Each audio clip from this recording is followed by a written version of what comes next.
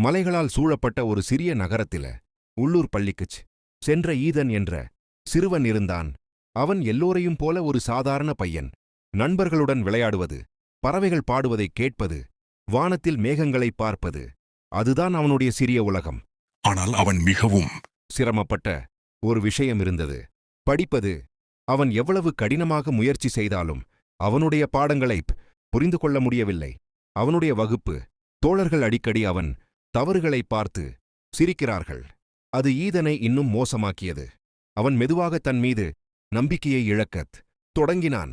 ஒரு நாள் பள்ளி முடிந்ததும் தத்துவ ஆசிரியர் திரு ஹாரிஸ் வகுப்பறையில் தனியாக அமர்ந்திருந்தார். நிச்சயமற்ற தன்மையுடன் ஈதன் மெதுவாக அவரிடம் நடந்தான். மென்மையான குரலில், ஐயா, நான் உங்களிடம் ஒரு விஷயத்தைப் பற்றி பேச விரும்புகிறேன் என்றார். திரு ஹாரிஸ் தலையசைத்து, வாருங்கள், உட்காருங்கள்.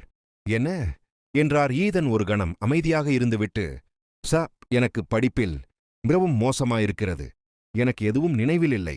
எனக்கும் கவனம் செலுத்த முடியவில்லை. சத்தியமாக நான் நம்பிக்கையற்றவனாக உணர்கிறேன். நீங்கள் எனக்கு ஏதாவது ஆலோசனை வழங்க முடிந்தால். திரு ஹாரிஸ் மெதுவாகச் சிரித்துக்கொண்டே, உனக்குத் தெரியுமா ஈதன், நீ மட்டுமில்லை, பல மாணவர்கள் ஒரே விஷயத்தை சந்திக்கிறாங்க. ஆனால் நீ உண்மையிலேயே முன்னேற விரும்பினால் உன்னால் முடியும். நான் உனக்கு 5 எளிய ஆனால் சக்தி வாய்ந்த குறிப்புகளைக் கற்பிக்கப் போகிறேன். அவை உனக்கு சிறப்பாக கவனம் செலுத்தவும் நீ கற்றுக்கொள்ளும் விதத்தை மாற்றவும் உதவும். முதல் பாடம், உன் மனதை அமைதிப்படுத்து. திரு ஹரிசீத்தனுக்கு சேற்று நீர் நிரப்பப்பட்ட ஒரு கண்ணாடி பாட்டிலைக் கொடுத்தாரு. இங்கே என்ன பார்க்கிறாய் என்று கேட்டார். ஈதன், அழுக்கு நீர் ஐயா என்று பதிலளித்தார். சரி, இப்போது அதை சிறிது நேரம் விட்டுவிட்டு என்ன நடக்கிறது என்று பார்ப்போம். சுமார் 1 மணி நேரத்திற்குப் பிறகு அழுக்கு கீழே படிந்து தண்ணீர் தெளிவாகியது. இப்போது என்ன என்று ஆசிரியர் கேட்டார். ஈதன் ஆச்சரியப்பட்டு, இப்போது தண்ணீர் தெளிவாக உள்ளது ஐயா என்றார். சரியாக திரு ஹாரிஸ் கூறினார். நம் மனம் இப்படித்தான் இருக்கும். மன அழுத்தம், பயம் அல்லது அதிக எண்ணங்கள் நிறைந்திருக்கும்போது நாம் தெளிவாக சிந்திக்க முடியாது. எனவே நீங்கள் படிக்கத் தொடங்குவதற்கு முன் 5 நிமிடங்கள் கண்களை மூடிக்கொண்டு உங்கள் சுவாசத்தில் மட்டும் கவனம் செலுத்துங்கள். இது உங்கள் மனதை அமைதிப்படுத்தும், மேலும் நீங்கள் சிறப்பாக கற்றுக்கொள்ள உதவும். 2வது பாடம், நிகழ்காலத்தில் கவனம் செலுத்துங்கள். திரு ஹாரிஸ் ஒரு மெழுகுவர்த்தியை மேசையில் வைத்தார். இந்த சுடரை பார்த்து அதில் மட்டுமே உங்கள் கவனத்தை வைத்திருக்க முயற்சி செய்யுங்கள். உங்கள் எண்ணங்களை அலைய விடாதீர்கள். முதலில் ஈதனால் கவனம் செலுத்த முடியவில்லை. அவர் தனது நண்பர்களைப் பற்றியும் தேர்வுகள் பற்றிய பயங்களைப் பற்றியும் எல்லாவற்றையும் பற்றி யோசித்துக் கொண்டே இருந்தார். மல்லர் மெதுவாக அவரது கவனம் சுடரில் மட்டுமே இருந்தது. பாருங்கள் திரு ஹாரிஸ் கூறினார். கடந்த காலம் முடிந்துவிட்டது. எதிர்காலம் இன்னும் வரவில்லை. நம்மிடம் இருப்பது நிகழ்காலம்.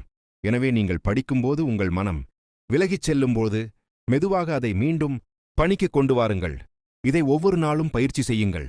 3வது பாடம், மனப்பாடம் செய்வது மட்டுமல்லாமல் புரிந்து கொள்ள முயற்சி செய்யுங்கள்.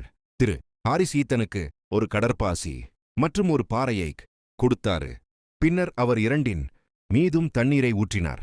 கடற்பாசி தண்ணீரில் நனைந்தது. ஆனால் தண்ணீர் பாறையிலிருந்து உருண்டது. சில மாணவர்கள் எல்லாவற்றையும் மனப்பாடம் செய்ய முயன்றனர். அவர்கள் பாறை போன்றவர்கள் என்று ஆசிரியர் விளக்கினார். ஆனால் புரிந்து கொள்ளவும், விஷயங்களை கற்பனை செய்யவும், எடுத்துக்காட்டுகள் மூலம் கற்றுக்கொள்ளவும் முயற்சிக்கும் மாணவர்கள், அவர்கள் கடற்பாசி போன்றவர்கள். அவர்கள் கற்றுக்கொள்வதை நினைவில் கொள்கிறார்கள். எனவே எப்போதும் புரிந்து கொள்ள முயற்சி செய்யுங்கள், மனப்பாடம் செய்வது மட்டுமல்ல. 4வது பாடம், கற்றலை சிறிய பகுதிகளாக பிரிக்கவும். திரு ஹாரிஸ் ஈதனுக்கு ஒரு பெரிய மரத் தொகுதியைக் கொடுத்து, இதை உடைக்க முயற்சி செய் என்றார். ஈதன் கடுமையாக முயற்சி செய்தார். ஆனால் அதை உடைக்க முடியவில்லை. பின்னர் ஆசிரியர் அந்த தொகுதியை சிறிய துண்டுகளாக வெட்டினார். இறுதியாக அது உடைந்தது. பெரிய தலைப்புகளை ஒரே நேரத்துல கற்றுக்கொள்ள முடியாது. திரு ஹாரிஸ் அவற்றை சிறிய பகுதிகளாக உடைக்கவும், ஒவ்வொரு நாளும் சிறிது படிக்கவும், குறுகிய இடைவெளிகளை எடுத்து மீண்டும் படிக்கவும், இது உங்களை சலிப்படையச் செய்வதை தடுத்து எளிதாக கற்றுக்கொள்ள உதவும் என்றார். 5வது பாடம், தொடர்ந்து பயிற்சி செய்யுங்கள். திரு ஹாரிஸ் 2 தொட்டிகளில் விதைகளை நட்டார். அவர் ஒரு தொட்டியில் தினமும் தண்ணீர் ஊற்றினார். ஆனால் மற்றொன்றுக்கு தண்ணீர் ஊற்றவில்லை. சில நாட்களுக்குப் பிறகு முதல் தொட்டியில் ஒரு சிறிய செடி வளர்ந்தது. ஆனால் 2வது தொட்டி வறண்டிருந்தது. உங்கள் படிப்புக்கு ஒவ்வொரு நாளும் சிறிது நேரம் ஒதுக்கினால் நீங்கள் முடிவுகளைப் பார்ப்பீர்கள் என்று ஆசிரியர் விளக்கினார்.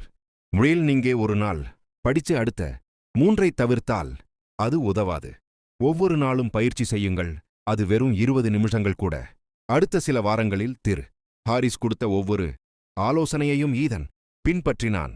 மொல்லே பெரிய மாற்றமில்லை, ஆனால் மெதுவாக தன்னால் உட்கார்ந்து நன்றாக படிக்க முடியும் என்பதை அவன் கவனித்தான். அவன் தலைப்புகளை எளிதாக புரிந்து கொள்ளத் தொடங்கினான். இனி பயப்படவில்லை. அவனுடைய மதிப்பெண்கள் மேம்படத் தொடங்கின. மிக முக்கியமாக அவன் கற்றலை ரசிக்கத் தொடங்கினான். 5 ஆண்டுகளுக்குப் பிறகு ஈதன் இப்போது ஒரு வெற்றிகரமான நபர்.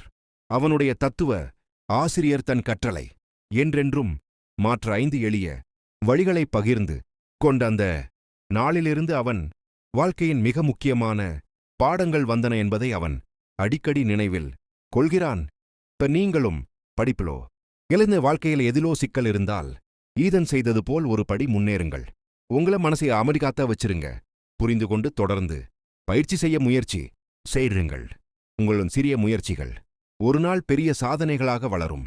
உங்கள் நம்பிக்கையும் கடின உழைப்பும் உங்கள் வெற்றிக்கான சிறந்த கருவிகளாக மாறும்.